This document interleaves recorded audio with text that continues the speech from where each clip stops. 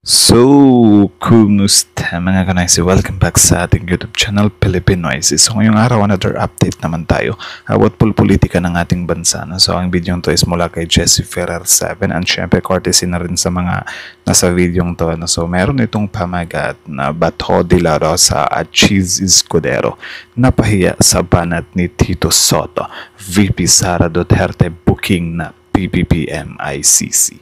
So, yan yung panonorin natin ngayon para bibigyan natin ito ng reaction kasi for sure may intriga kayo dito or about kasi ito kay, kay Cheese Escudero, kay Bato at kay Sotto. So, about din to sa impeachment, diba? So, yan yung panonorin natin. So, bago natin simulan, Jesse Ferrer 7, supportahan nyo yan. Tapos, syempre, kung trip nyo ng mga ganitong reaction video, may kasama kayo manood, huwag nyo na rin kalimutang supportahan nyo yung YouTube channel natin, Pilipinoises. So, mga kanoisi, hindi na natin ito patatagalin pa.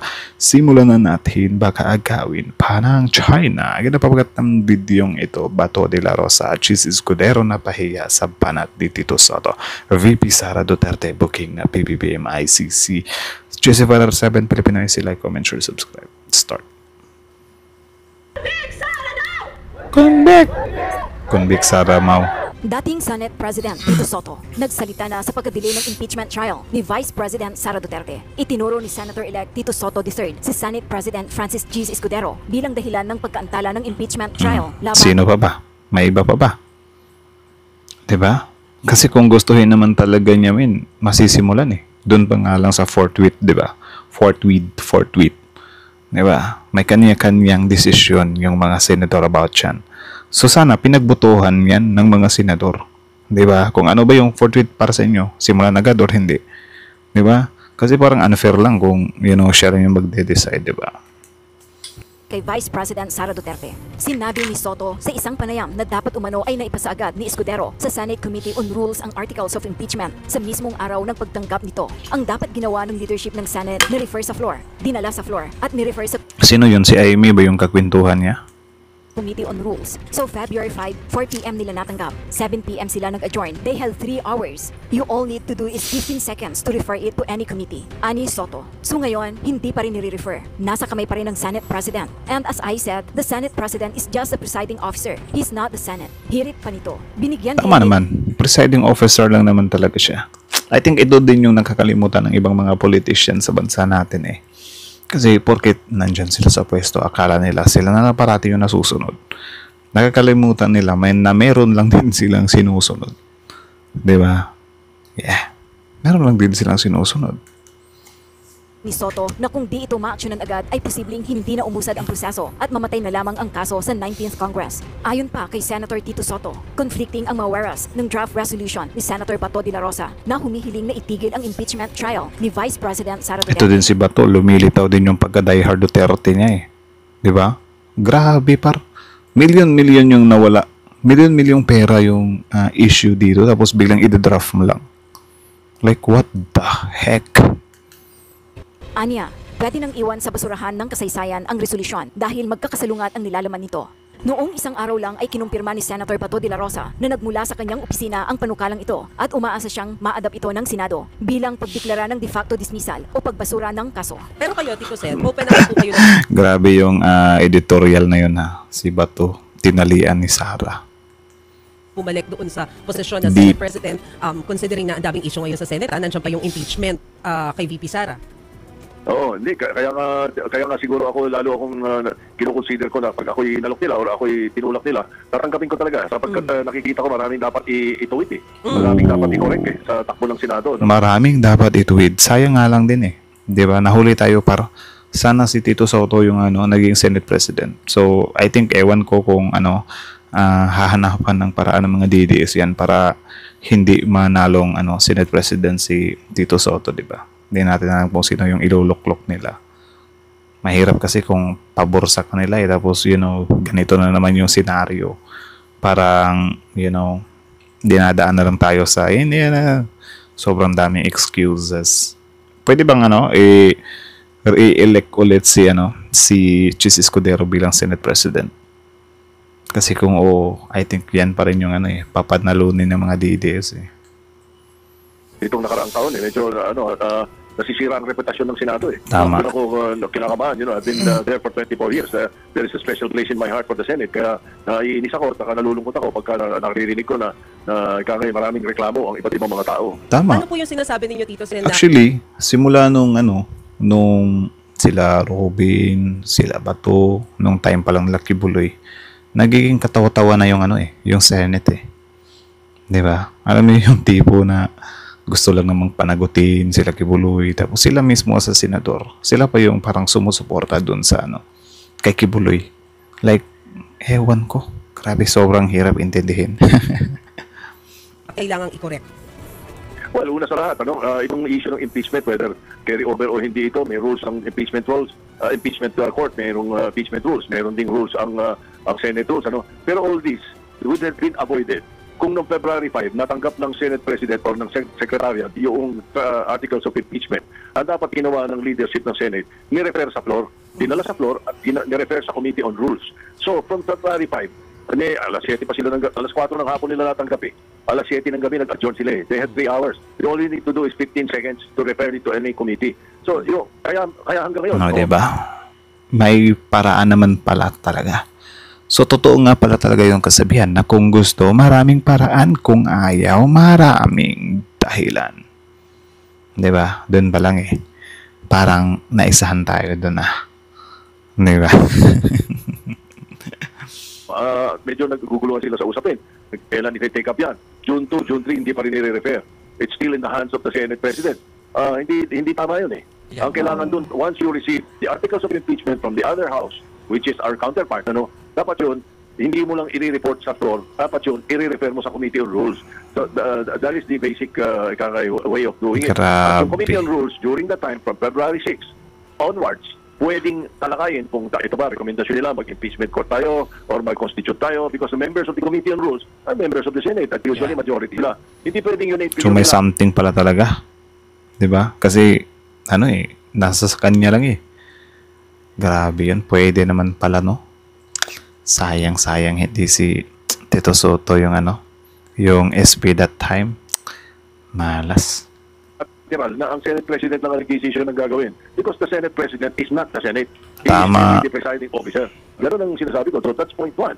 Okay, Senator Soto, yun nga po namin yan na-monitor namin dito sa STL yan, na talagang sabi niyo pa, grabe pa nga ang sabi niyo, dahil talagang kayo yung nagulat na hindi ito na-refer agad sa Senate Rules Committee nung Pebrero pa, dahil gulat na gulat kayo, pero dahil kayo galing na sa posisyon na yan, sa tingin niyo, saan nagkulang o sino ang nagkulang na hindi ito agad na nagawa na ganun, nasa proseso naman yan. Ang hirap hulaan. Para sa akin si Cheese. Sa inyo ba? Dapat yung nirefer niya. Noong araw Senate din President talaga. ibig sabihin, nasa kamay na ng Senado. Sa ngayon, ang nangyayari nga, nag-resume sila ng June 2 hanggang ngayon hindi pa rin nire-refer eh. Nasa kamay pa rin ng Senate President eh.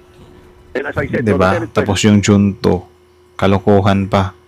Pinorward pa ng June 11. Parang di mo alam kung may nagsabi na, oy, dyan muna sa kamay mo yan na pahabain mo yan. Parang ganyan ba? Hindi, ganyan yung iisipin ng taong bayan kasi parang, diba? Bakit nasa sayo pa rin yan? Diba? Bakit ayaw masimulan? Especially ngayon, mas lalo tuloy lumalakas yung hinala natin mula nung marinig natin yung, yung opinion ni Senator si Tito Soto. Diba? Pwede naman pala. Grabe yun. That is just the presiding officer, he's not the Senate. Yes. Let the Senate decide. There should be a caucus, there should be a meeting of the Committee on Rules and discuss it. Are we going to constitute ourselves into a impeachment court? Di ba? O nag-hearing ba tayo? Nakapag-hearing sila ng kung ano-ano eh. Di ba? During the break eh. Yes. Ang implikasyon tuloy, sabi ng mga political analysts ang naging on trial tuloy ngayon, Senado. Tama naman. Ang katawa-tawa pa dyan, on break daw sila, pero may mga senador naman na nag-o-open ng hearing. Kita nyo naman, yung kay Senator Amy. Diba? Naka-free advertisement tuloy si Amy Marcos nung time na yun kasi nagpa-hearing siya about dun sa illegal arrest kuno ni FBRRT. Grabe. Parang kung gusto lang nila, magagawa nila eh.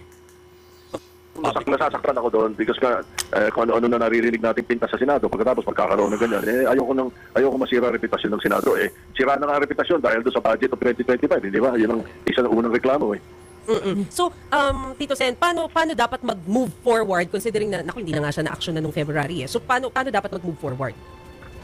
Dapat yan, pag-resume nila ng Lunes, i-refer na sa Committee on Rules yung articles of impeachment at right then and there, they decide on what to do with it. Dapat ganun. Well, although it's too late, tutusin yan. Sabi ko nga, February 5 eh. After February 5 kasi, ang adjournment dapat nun, they could have stayed for another 3 days. Because that's in the rules, that's in the Constitution. The Senate may continue 3 days, and the other House may continue also 3 days. Habang nag-adjourn na yung kabila, or adjourn earlier than 3 days. Nasa Constitution yun eh. So dapat yun, hindi nila pinatay ng alas 7 ng gabi ng February 5. Grabe. Kinikilabutan ako doon para. Pwede naman pala. Diba? Grabe naman ito si ano. Bakit hindi niya ginawa yun, par? Or baka hindi niya lang alam. Pero kayo, naniniwala ba kayo na hindi niya lang alam yun? Or ginusto niya talaga na ayaw ituloy muna? Diba? Tapos sana this coming June 11, dapat bilis-bilisan nyo yan. Baka hintayin nyo na naman yung palitan ng 19th at 20th Congress. Sobrang halatado na talaga. Wala na talaga kayong lugar this coming 2028. Grabe. Dapat yun, tinuloy nila hanggang February 8 or at the very least, at least 7 p.m. diniscuss nila. Di ba? Sinabi po ninyo, too late na po, no? So sa puntong ito, kung too late na po, ano na po sa tingin nyo ang mangyayari niyan? Well, I just said too late, pero they could take action right now. Like for example, i-refer nila sa Committee on Rules. Then they constitute themselves as an impeachment court. They either take their oaths and ngayon, anong nangyayari? Pag ginawa nila yun, pwedeng mag-crossover ngayon sa 20th Congress. Okay. Pero pag hindi nila ginawa yan, hindi nila papatayin nila sa 19th Congress yan. Crossover eh. Yeah. So, teka lang. Ano i-crossover eh? Hindi sila nag-impeachment court. Paano i-crossover? So hindi Oh, ayun, nabuking tuloy. Nabuking tuloy kayo. Sayang nga lang kasi before election, wala pa namang I think walang say pa si Tito Soto dyan. Pero sana kahit pa paano na lang, di ba? Nag-ingay siya dyan sa social media para makita ni Chis Escudero tapos magpanic si Chis Escudero. Pero iba din talaga yung yung tibay ni Chis Escudero kahit na nagsiliparan na yung mga ibinabato sa kanya, parang wala pa rin, nonchalant lang Kaya nga simula nung Feb hanggang sa nagtuloy-tuloy siya, kahit binabato na siya, wala pa rin Parang hindi siya natitinag Yun lang. yan paglabag sa konstitusyon? Exactly. Di ba ang constitutional? Ay nako, hindi ako magtataka kung may mag-question ito sa Supreme Court. Whatever they do this week, there will be questions sa Supreme Court. Justiciable issue to Oo. Kasi Tito Sen, sinasabi rin ni Senator Tolentino, di ba, parang functionally dismissed na raw itong impeachment dahil parang ano pa bang ma-achieve mo before mag-20th Congress? By the way, siya ang chairman ng rules. Siguro, naghihimutok siya dahil hindi na-refer sa kanya. Siya nga ang chairman. Siya majority leader ang majority leader is the chairman of the Committee on Rules. Pero eto nga, sir, hindi pa natin nasisimulan pero may nilabas na agad na resolusyon and sinabi naman ni Senator Bato na galing sa opisina nila yung resolusyon para hindi na matuloy-tuloy yung impeachment trial. Ano pong masasabi ninyo tungkol dito, sir? Baka yung draft resolution ni Bato, mas una pang ma-process yan kesa dun sa impeachment talaga. Ewan ko na lang talaga. Sana wag lumitaw yung mga kabalbalan nyo kasi kapag kalilitaw talaga yan, tapos kapag panagutin kayo, baka sasabihin nyo na naman na pinupolitika kayo. Di ba? Ito sa part na to, parang hindi, iba din kasi yung stand ni Amy. Ewan ko lang yung pagbasa sa laman ng resolution, pero parang contradictory. Conflicting yung mga whereases Basahin nyo. Conflicting yung mga whereases So, pwede nang yung resolution na yun, pwede nang iwan sa basurahan ng kasaysayan. Nabanggit ni Senator JV na bakit hindi na lang mag-term sharing kasi siya nga raw mismo nahihirapan daw gumawa ng desisyon kung sino daw yung susuportahan niya. So, kayo po ba, ano po ba ang pananaw ninyo sa term sharing when it comes to sa Senate? Sino yun? JB? Jinggoy? Hindi ko narinig Term sharing kasi siya nga raw mismo nahihirapan daw Pwede nang iwan sa basurahan ng kasaysayan. Nabanggit ni Senator JV na bakit hindi na lang mag-term sharing kasi siya nga raw mismo nahihirapan daw gumawa ng desisyon kung sino daw yung susuportahan niya. So, kayo po ba, ano po ba ang pananaw? Bakit kayo mahihirapan Tsaka hindi naman suportahan yan, no? About yan sa evidence, kahit doon ka na lang sa evidence mag-base. Di ba? Kung sa tingin mo impeachable, edi impeach mo.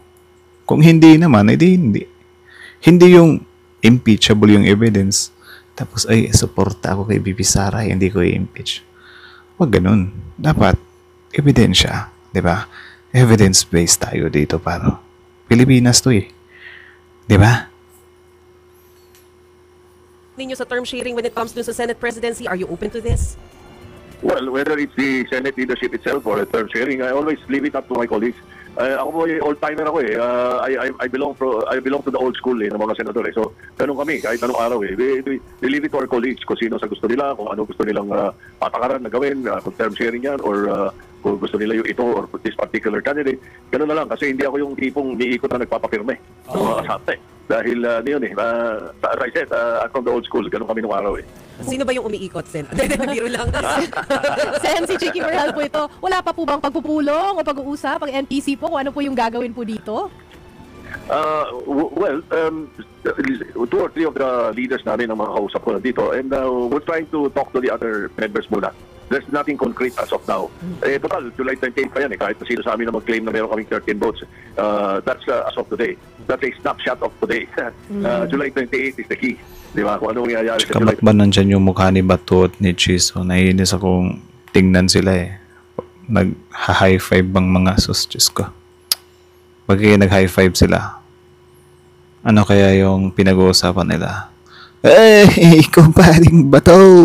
Tapos sabi naman ni Bato, eh, kumparing Keso, appear! Ano kaya pinag-uusapan nila? Sobrang saya ni Bato eh. 28 when we resume. That's how it goes. Napanood ko itong interview kay So, ayan, hanggang dito na lang muna para. So, kayo, ano masasabi niyo dito? Comment down below. Tapos yun, pag-usapan natin yan sa comment section.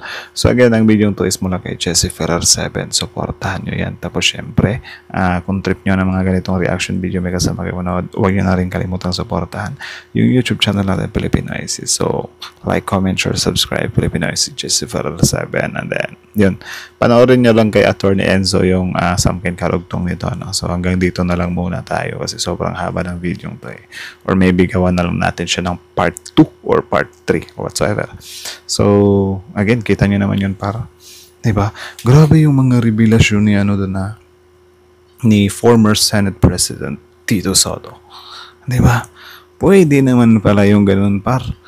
Grabe, mas lalo tuloy yung umakyat yung duda ng mga kababayan natin dito. Tignan nga natin par. Magbasa nga tayo ng comment dito. Baka marami nang nabuburo yung dito kay kay Senchis Senate President. Resign ka na, Cheese, mag-model ka na lang at magpogi. Kaya lang, iwan natin, tanda ka na rin. Binulok na Escudero, Batugo at Amy ang Senate. Go, Sen Soto. Patalsikin na yan si Escudero. Mabuhay ka, Senator Tito Soto and Senator Coco Pimentel. God bless you. Sa yung dalawa, Escudero at Bato. Pansarili. Grabe naman yung mga comment. Galit na galit. So, nakakatawa at nakakahiya ang binutuhan ng taong bayan. Dinidepensahan ang OVP sa laki ng kasalanan. Dito ako nainis eh. Di ba? Na parang i-draft resolution mo lang yung ganun talaga yung pera na nawala. Like, anong tingin mo sa pera yun? Di ba? So, kung kurakot na politiko ka pala, need mo lang na meron kang kakilalang sobrang daming senador. Di ba? Tapos, i-rerekta mo siya or tatimingin mo siya kung kailan magpapalit ng kongreso. And then, boom! Yung pangungurakot mo, hindi mo na mapapanagutan. Ganun ba yun? Grabe. Swerte naman nila. Yung mayaman sila. Convict Sara now forthwith. Kaya nga po sarado daw pero meron gumamit talagang palakasan sa mga senador. Sarap buhay nila, kawawa taong bayan. Kaya 100% na tunay na Duterte si Cheese Escudero. Impacto talaga si Bato. Andiyan na ang ICC. Dahig Netherlands naghihintay na kabato. Dapat talaga umpisahan na yan. Dismayado kami. Umpisahan na yan. Huwag masyadong halata. Pinapatagal pa kasi. So yun yung komento ng mga kababayan natin. Sobrang Gina rin sila. So, yun nga para. Sabi ko nga sa inyo, di ba? Na wala talaga eh. Parang tayo lang din talaga yung inaaning dito eh. Grabe. Gulat ako. Actually, parang revelation yun para sa akin yung mga pinagsasabi ni former Senate President Tito Soto. Can you imagine that kung si Senate President Tito Soto or si Tito Soto yung naging Senate President ngayon, di sana umusad na yung impeachment na yan. Kaso si Chis Escudero eh. Ang di lang natin maano dito kung ano ba siya, yun ba yung base sa pagkakaintindi niya or personal niya lang ba talaga yun? Diba? Kasi bakit parang nare-rebat siya ni Tito Soto na si Cheese kasi Feb 5 pa lang dapat aabot pa sana yun kaso nasa kamay niya, something like that ba? Parang nung malaman ko to parang anak ng teteng, pwede naman pala, diba? Nung Feb pa lang wala parang napaniwala niya din ako na parang hindi pa daw sisimulan kasi something like that. Tapos ngayon, actually, nagsimulang nawala yung ko dito is nung from June to ginawang June 11. Tapos sabi ko, wala to. Parang mahirap na to Parang pinapatagal lang Di ba? Actually, malalaman natin yan this coming June 11. Kung ano na naman yung hakbang nila. Kapag kayan talaga, pinospone pa nila. Anak ng teteng na lang talaga. Grabe, harap-harapan na talaga. Diba? Harap-harapan na. So, kawawa ang Pilipinas. So, again, hanggang dito na lang muna. Kayo na masasabi nyo dito, comment down below. Tapos yun, pag-usapan natin yan sa comment section. So, again, ang video to is mula kay Jesse Ferrer 7. Supportahan nyo yan. Original video link in the description box below. Filipinoise, like, comment, share, subscribe. Thank you so much for watching. Filipinoise is out.